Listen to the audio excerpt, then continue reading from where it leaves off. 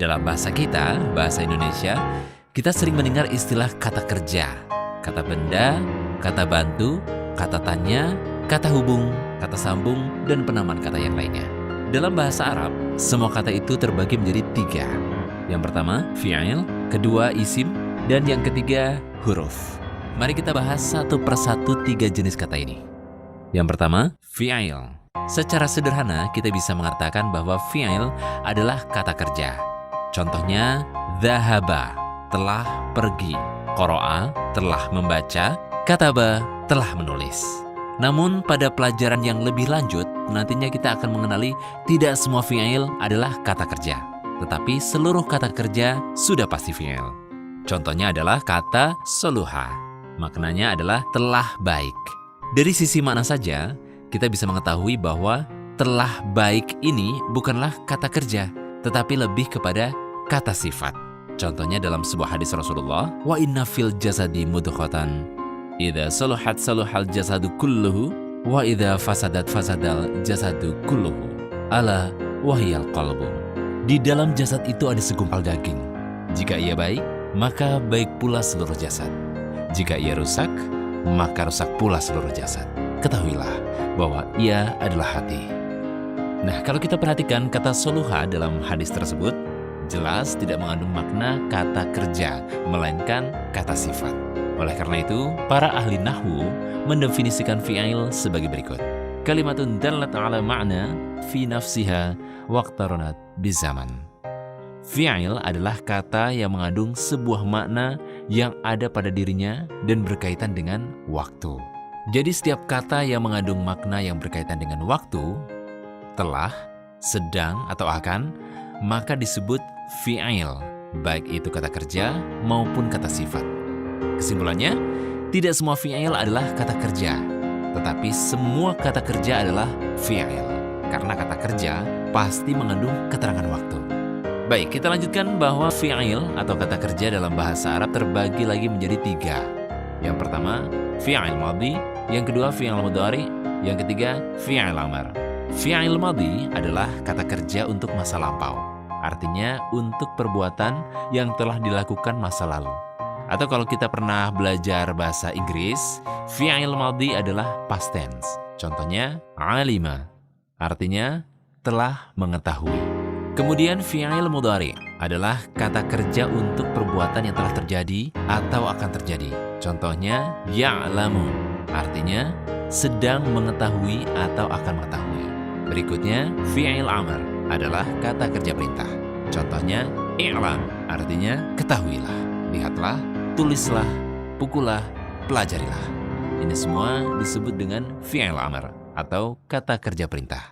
Contoh fi'il madhi, fi'il mudhari, dan fi'il amar dalam Al-Quran untuk kata alima bisa kita lihat. Alimallahu annakum kuntum takhtanuna anfusakum fataba alaikum wa afa ankum. Allah telah mengetahui bahwasanya kamu tidak dapat menahan nafsumu. Karena itu, Allah mengampuni kamu dan memberi maaf kepadamu. Kemudian contoh fi'il mudhari, ya'lamu, bisa kita jumpai dalam Al-Quran surat Al-Baqarah 216. Wallahu ya'lamu wa antum la ta'lamun. Allah mengetahui, sedang kamu tidak mengetahui. Kemudian yang terakhir contoh fi'il amr, kita bisa temui dalam surat yang sama, yaitu Wa'lam annallaha azizun hakim. dan ketahuilah bahwasanya Allah Maha Perkasa dan Maha Bijaksana. Selanjutnya kita akan membahas tentang isim. Secara sederhana, kita mengatakan isim adalah kata benda. Berbeda dengan fi'il yang hanya terbagi menjadi 3 jenis, madhi, mudhari, dan amar. Isim sendiri memiliki pembagian yang lebih banyak dan bisa ditinjau dari banyak sisi. Hanya saja yang terpenting untuk diketahui pemula adalah isim ditinjau dari sisi jenis atau nau' dan isim ditinjau dari sisi bilangan atau adad. Berdasarkan jenis, isim bisa dibagi menjadi 1. Isim mudzakkar atau maskulin atau laki-laki. Yang kedua, isim mu'annath atau feminin atau perempuan. Bahasa Arab memang membedakan kata untuk laki-laki dan untuk perempuan. Ini berbeda dengan bahasa kita. Misalkan kalau kita ingin mensifati Zaid dan Fatimah dengan kepintaran, maka kata yang digunakan sama-sama pintar. Zaid itu pintar, Fatimah itu pintar.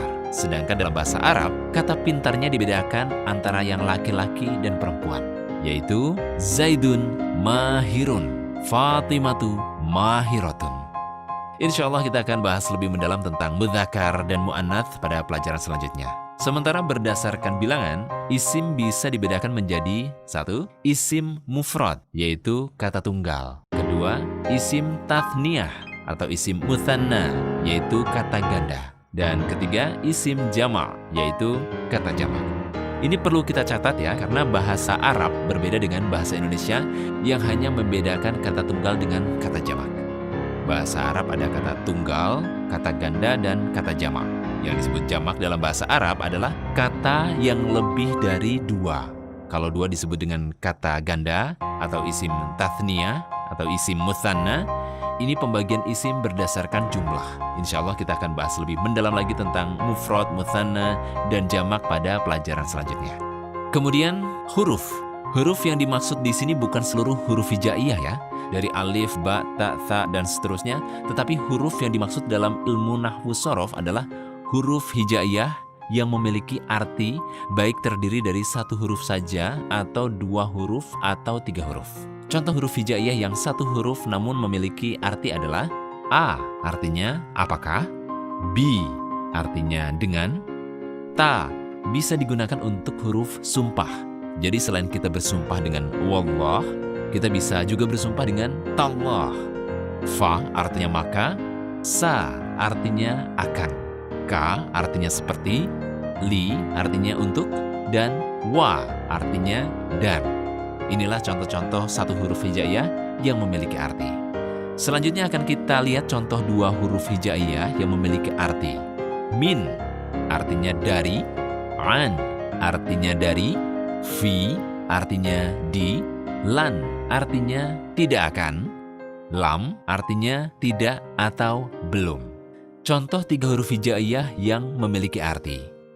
Ila artinya ke, Ala artinya di atas, Saufa artinya akan.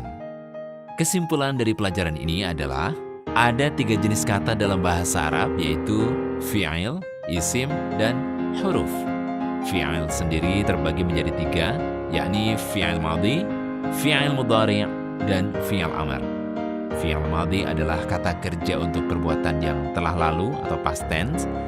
Fi'il mudhari' adalah kata kerja untuk perbuatan yang sedang berlangsung atau akan berlangsung di masa yang akan datang, present continuous tense, dan future tense.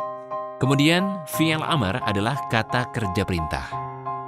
Isim banyak sekali jenisnya, namun untuk pemula yang harus diketahui, yang wajib dipahami pembagian isim berdasarkan bilangan, ada isim mufrad atau kata tunggal, ada isim tathniyah atau kata ganda, dan ada isim jama' atau jamak.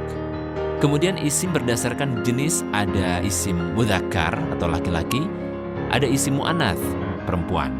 Terakhir, huruf. Huruf yang dimaksud dalam ilmu nahwu adalah huruf hijaiyah baik 1, 2, atau 3 huruf yang memiliki makna khusus.